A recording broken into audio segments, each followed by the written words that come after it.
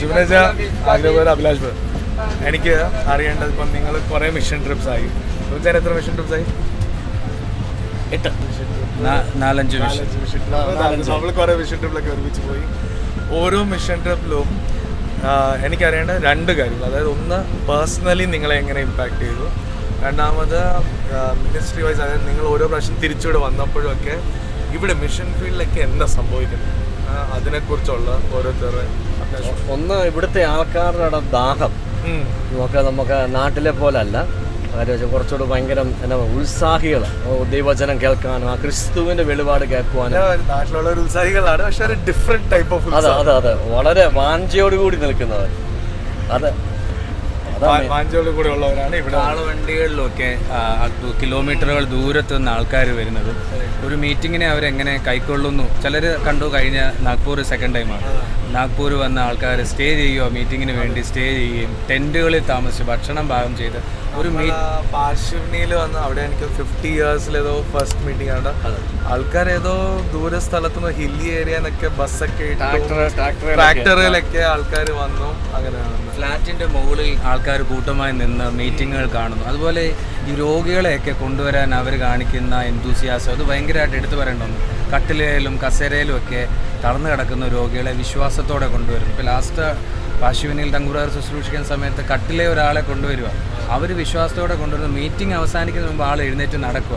അപ്പോൾ ഇവിടെയുള്ള ആൾക്കാർ സുവിശേഷത്തെ സ്വീകരിക്കുന്നതും വചനം ഏറ്റെടുക്കുന്നതും ഒക്കെ ഒരു വലിയ ഇമ്പോർട്ടൻ്റ് ആയിട്ട് കാണാൻ പറ്റുന്ന ഒന്നാണ്.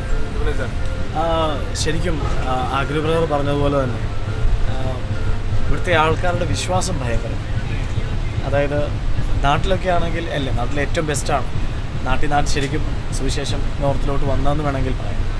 പക്ഷേ എങ്കിലും നമ്മുടെ നാട്ടിൽ പലപ്പോഴും ഒരു ചെറിയ ക്വസ്റ്റ്യൻ മാർക്കൊക്കെ പലരും കാണും, പല അത്ഭുതം. പക്ഷേ ഇവിടെ ഒരു ക്വസ്റ്റ്യൻ മാർക്ക് എന്ന് പറയുന്നത് കേൾക്കുന്ന വചനം, അതിൻ്റെ തിയോളജി എന്താണ്, അല്ലെങ്കിൽ അതിൻ്റെ പ്രസക്തി, അതൊന്നുമല്ല. കേൾക്കുന്നത് ഈ സാക്ഷാലാകുന്നത് പോലെ ദൈവവചനമായി കൈക്കൊള്ളും. അത് ശരിക്കും ഞാൻ കണ്ടത് ഓരോ നോർത്ത് ഇന്ത്യൻ മിഷൻസിലാണ്. അത് എൻ്റെ ഫസ്റ്റ് ക്വസ്റ്റ്യൻ ആരും ഉത്തരം പറഞ്ഞില്ല. മറ്റേ പേഴ്സണലി എന്താ നിങ്ങൾക്ക് മാറ്റമുണ്ട്? പേഴ്സണലി എൻ്റെ പിന്നെ പേഴ്സണൽ എക്സ്പീരിയൻസ് എന്ന് പറയുന്നത്, പേഴ്സണലി ഉള്ളൊരു അനുഭവം എന്ന് പറയുന്നത് ശരിക്കും ഉള്ള ഇന്ത്യ എന്താണ്, സുവിശേഷത്തിൻ്റെ വാതിൽ എത്രത്തോളം സുവിശേഷത്തിന് വേണ്ടി തുറന്ന വാതിൽ കിടക്കുന്നെന്നുള്ള ഒരു കാഴ്ചപ്പാട്. വാസ്തവത്തിൽ തങ്കുബ്രദർ എപ്പോഴും ഇത് പറയുമെങ്കിലും വാസ്തവത്തിൽ ഓരോ മിഷൻ ട്രിപ്പിൽ വരുമ്പോൾ സുവിശേഷത്തിൻ്റെ ആ ഒരു വ്യാപ്തി, എന്തുകൊണ്ട് സുവിശേഷം പറയണം, ഇനിയും എന്തുകൊണ്ടാണ് തങ്കുബ്രദർ ഇങ്ങനെ ഓടുന്നത്.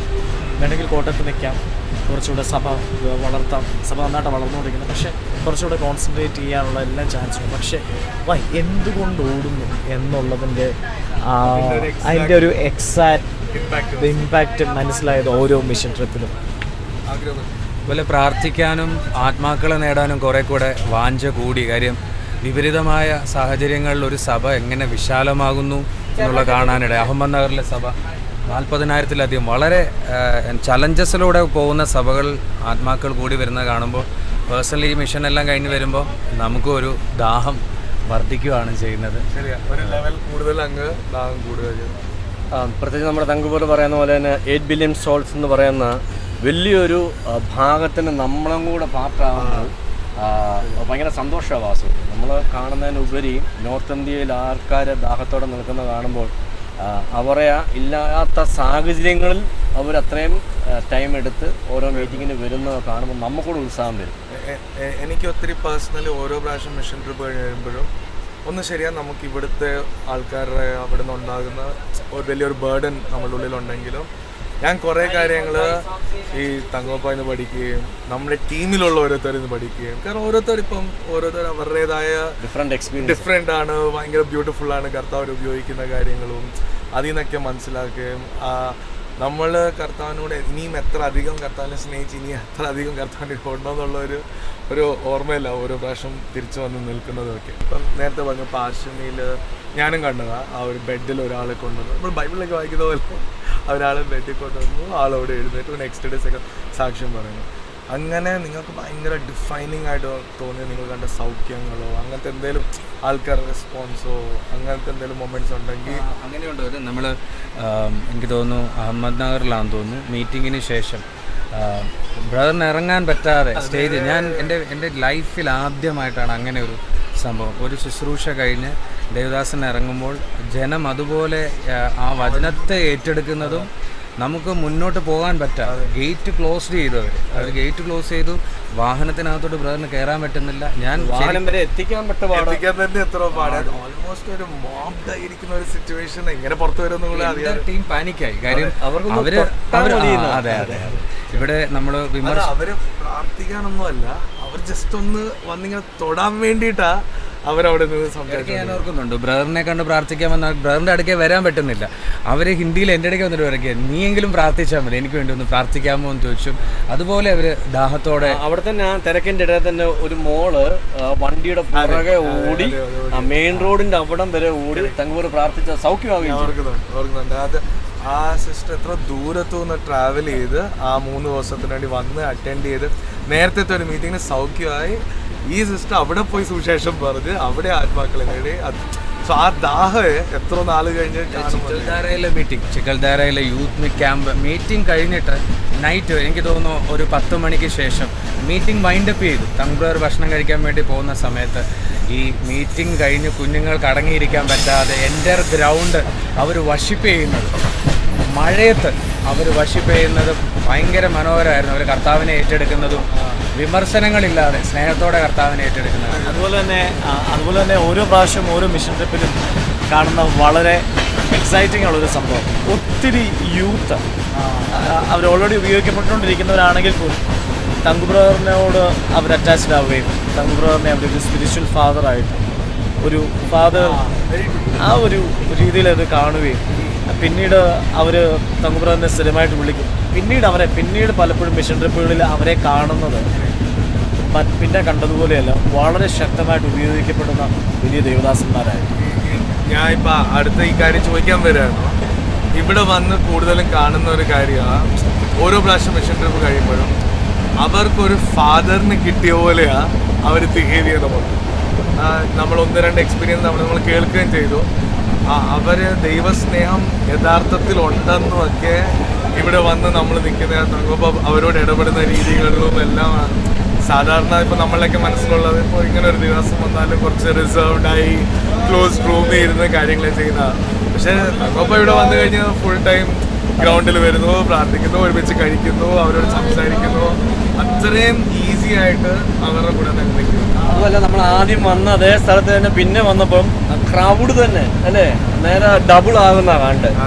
അപ്പോൾ ആൾക്കാർ വളരെ പ്രതീക്ഷയോട് കൂടിയാണ് ഞങ്ങളുടെ പിന്നീടാണെങ്കിലും തങ്കു ബ്രദറിൽ കണ്ടത് ഏറ്റവും വലിയ ദിവസം ഒരു ക്രൂസൈഡ് നടത്തി അങ്ങ് പോവല്ല, അവിടുത്തെ ദേവദാസന്മാരെ പിന്നെയും കരുതുന്ന ഒരു അപ്പനായിട്ട് ഒരു കുറേ വാക്യം പറഞ്ഞു കൊടുത്താൽ അല്ലെങ്കിൽ കുറേ ടീച്ച് ചെയ്ത് വിടുന്ന ഒരാളായിട്ടല്ല, മറിച്ച് അവരുടെ ചെറിയ ആവശ്യങ്ങളിൽ പോലും ജസ്റ്റിൻ ബ്രദർ മുമ്പേ ദൈവസ്നേഹത്തിൻ്റെ കാര്യമൊക്കെ പറഞ്ഞത് അതിൻ്റെ ഒരു പാർട്ടാണ്.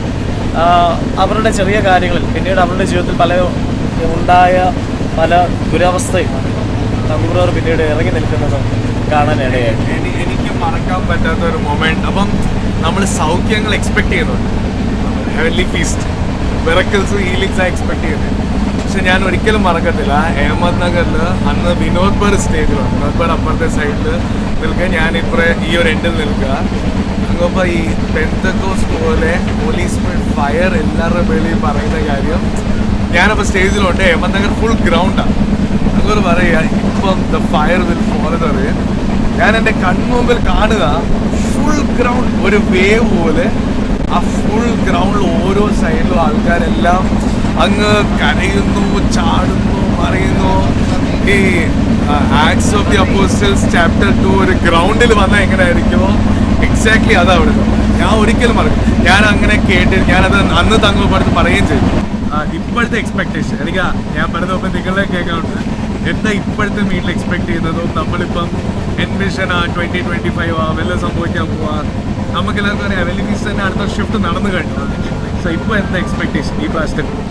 ആ വെല്ലി ഫീസ്റ്റിൽ അടുത്ത മൂവിന് നടന്നിട്ടുണ്ടെങ്കിൽ അത് ഇന്ത്യയുടെ ഈ നടക്കുന്ന മീറ്റിങ്ങിലെല്ലാം, പ്രത്യേകിച്ച് നാഗ്പൂർ നടക്കുന്ന മീറ്റിങ്ങിൽ, ഇനി അടുത്ത അത് കഴിഞ്ഞിട്ട് ഗുജറാത്തിൽ നടക്കുന്ന മീറ്റിങ്ങിനെല്ലാം അത് പ്രതിഫലിക്കും. എന്ന് വെച്ചാൽ ദൈവത്തിൻ്റെ വലിയൊരു എൻകൗണ്ടർ ഇന്ത്യയുടെ മേൽ നടന്നുകൊണ്ടിരിക്കും. അതും വഴികളും വാതികളും തുറന്നുകൊണ്ടിരിക്കും. എൻകൗണ്ടർ ഇന്ത്യയുടെ വലുതാണ്. പക്ഷേ ശരിക്കും ഇതൊരു ഗ്ലോറി വിസിബിൾ ആയിരിക്കും.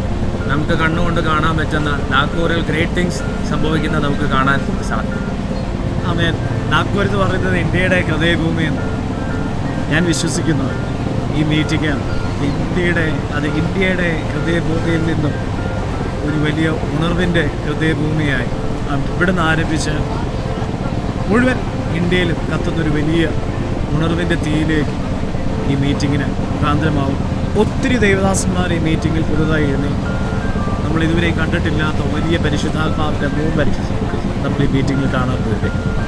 ഞാൻ ബിലീവ് ചെയ്യുന്നത് ഈ ഒരു മീറ്റിംഗ് നമുക്ക് ഈ പ്രാവശ്യത്തെയോ ഈ വർഷത്തെയോ 2025 മാത്രമല്ല, ഒരു ജനറേഷണൽ ഇമ്പാക്റ്റ് ഉണ്ട്. ഒരു നെക്സ്റ്റ് ജനറേഷൻ ഏഷ്യനോട് എഴുന്നേൽക്കുന്ന ഒരു ജനറേഷൻ എഴുന്നേൽക്കണം. ഇന്ത്യയെ തൊടാനുള്ള 8 ബില്യനെ തൊടാനുള്ള വൻ കാര്യങ്ങൾ സംഭവിക്കണം. So God bless you all. So let's continue mission 8 billion. Finally ഞങ്ങൾ നാഗ്പൂരെത്തി. ഇവിടെ നല്ല തണുപ്പുണ്ട്, പക്ഷേ ഞങ്ങളുടെ ആത്മാവിൽ ഞങ്ങൾ കത്തിക്കൊണ്ട് നിൽക്കുന്നു. We are very excited. കർത്താവ് ചെയ്യാൻ പോകുന്ന next 3 days great joy of Christmas, great joy in Nagpur. Nagpur will never be the same again. 16 degree തണുപ്പാണ്. സോ ഞങ്ങൾ ഇറങ്ങാൻ പോവാണ്. നിങ്ങളെല്ലാം പ്രാർത്ഥന ഉണ്ടായിരിക്കും. ബ്ലെസ്സിംഗ്.